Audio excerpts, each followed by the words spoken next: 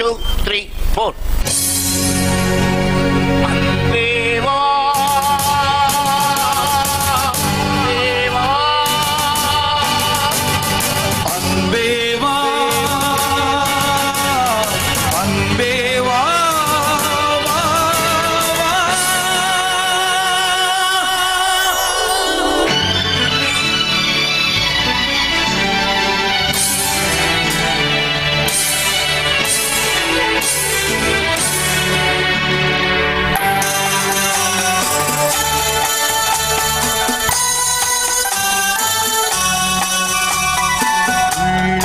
என்றொரு கோவிலிலே தெய்வம் வேண்டும் அன்பேவாம். உள்ளம் என்றொரு கோவிலிலே தெய்வம் வேண்டும் அன்பேவாம். கண்கள் என்றொரு சோலையிலே தென்றல் வேண்டும் அன்பேவா. கண்கள் என்றொரு சோலையிலே தென்றல் வேண்டும் அன்பேவா. அன்பேவா அன்பேவா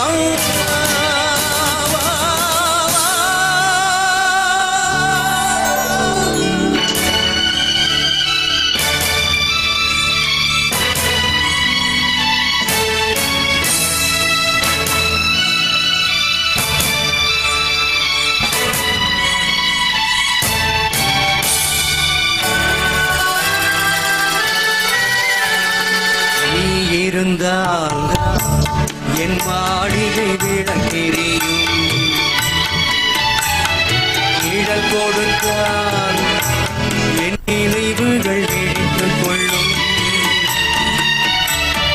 நீ இருந்தால் என் மாளிகை விளக்கெரியும். நிழல் கொடுத்தால் என் நினைவுகள் விழித்துக் கொள்ளும். பார்வையிலே வெடிக்கவில்லை பகல் இரவு புரியவில்லை. பாதையும் தெரியவில்லை. ஆயிரம் தான் வாழ்வில் வரும் நிம்மதி வருவதில்லை. உள்ளம் என்றொரு கோவிலிலே தெய்வம் வேண்டும் அன்பேவா. கண்கள் என்றொரு சோலையிலே தென்றல் வேண்டும் அன்பேவா. அன்பேவா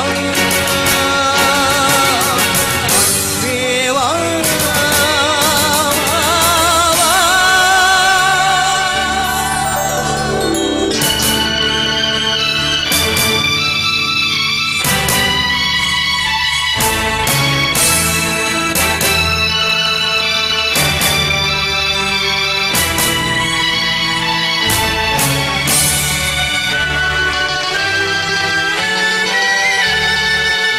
பறவை தன் சிறகை எனக்கு தந்தார். பூங்காற்றே உன் உதவியும் எனக்கு இருந்தார். வான் பறவை தன் சிறகை எனக்கு தந்தார். பூங்காற்றே உன் உதவியும் எனக்கு இருந்தார். வானத்திலே பறந்து சென்றே போனவளை அழைத்து வந்தேன். காதலை வாழ வைத்தேன். அழுத முகம் சிரித்திருக்க ஆசைக்கு உயிர்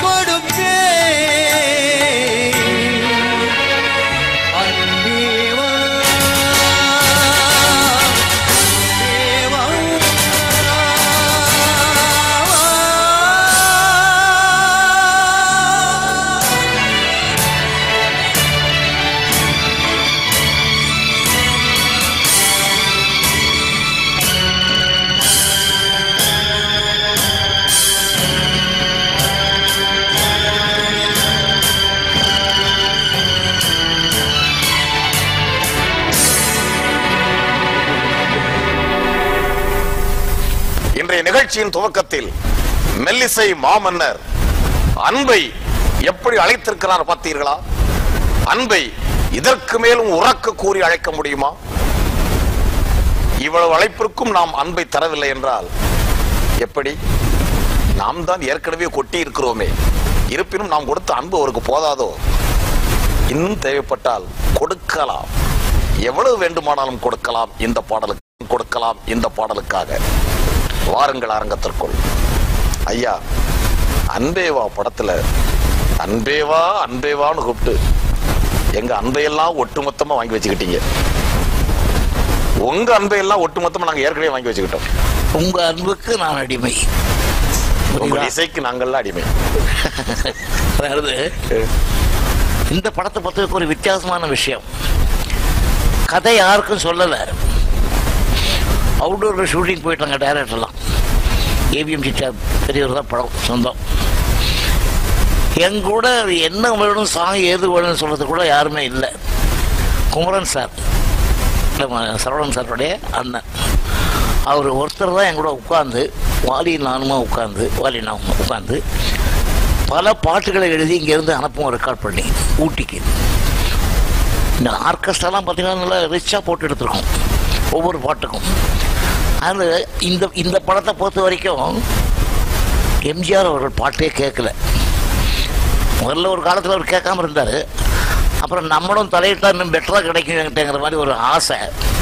அதை நான் குறை சொல்லலை, குற்றம் சொல்லலை. பட் இதை பொறுத்த வரைக்கும் அவர் திரும்பியே பார்க்கல.